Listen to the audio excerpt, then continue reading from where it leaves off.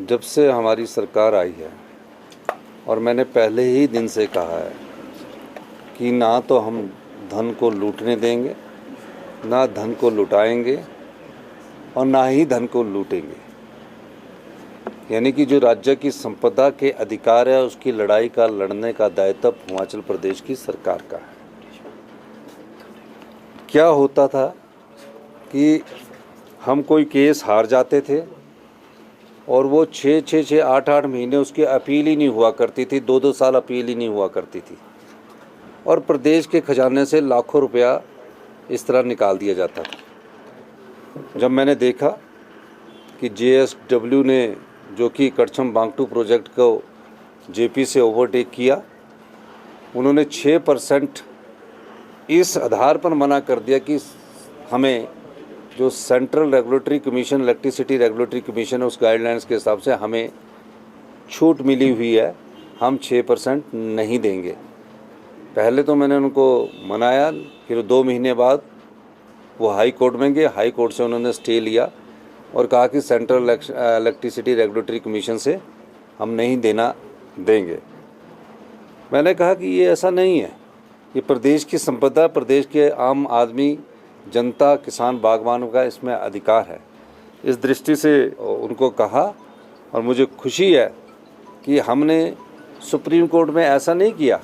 कि जो वकील रेगुलर चल रहे हैं उन्हीं को लगाया ताकि वो लंबा चलता रहे और JSW को उससे फ़ायदा होता रहे।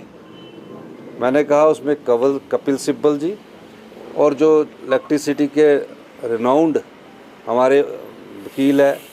पराग त्रिपाठी जी, वैभव श्रीवास्तव और अनूप रतन की व्यक्तिगत तौर से ड्यूटी लगाई और ख़ुद मैं इस बात का फीडबैक करता रहा कि कहीं भी डिपार्टमेंट ऑफ एनर्जी से कोई भी चूक ना हो जाए। और खुशी इस बात की है कि ये एक ऐतिहासिक निर्णय हमारे पक्ष में आया और 18% बिजली हमारे को फ्री रॉयल्टी के रूप में जो प्राइवेट प्लेयर है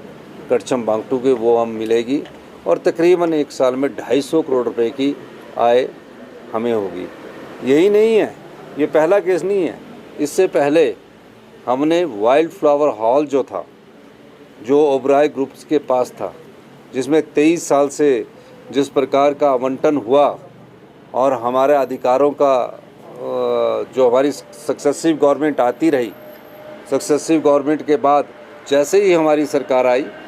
हमने उस केस को भी तेज़ी से लड़ा और उस केस को तेज़ी से लड़ने के बाद मैं ये कह सकता हूँ कि वाइल्ड फ्लावर हॉल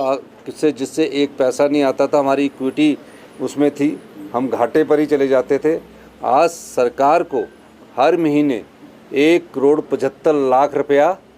उससे किराए के रूप में, ऑपरेशन एंड मेंटेनेंस के रूप में आ रहा है। यानी कि साल का 20 करोड़ रुपया आ रहा है, जो पहले नहीं आता था। इसके अलावा मैंने और कहा विभाग को, पिछला जो वाइल्ड फ्लावर हॉल का एरियर है, जो तकरीबन 100-150 करोड़ रुपया बनता है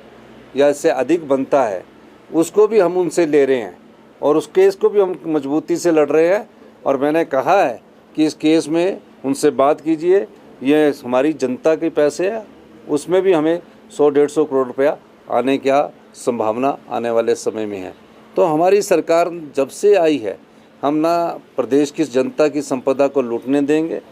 ना लुटाने देंगे, ना लूटेंगे। इस दृष्टिकोण से ये हमारे कार्य प्रणाली है और इसका फ़ायदा जनता को हो रहा है, सरकार को हो रहा है। जो जनता की संपदा है वो सरकार की संपदा है, उसको आगे हम विभिन्न योजनाओं पर उस पैसे को लगा सकते हैं। और मैं सभी को, प्रदेश की जनता को भी बधाई देना चाहता हूँ कि ये 250 करोड़ रुपया अब आने वाले कई सालों तक आप लोगों की सेवा में भी खर्च होगा।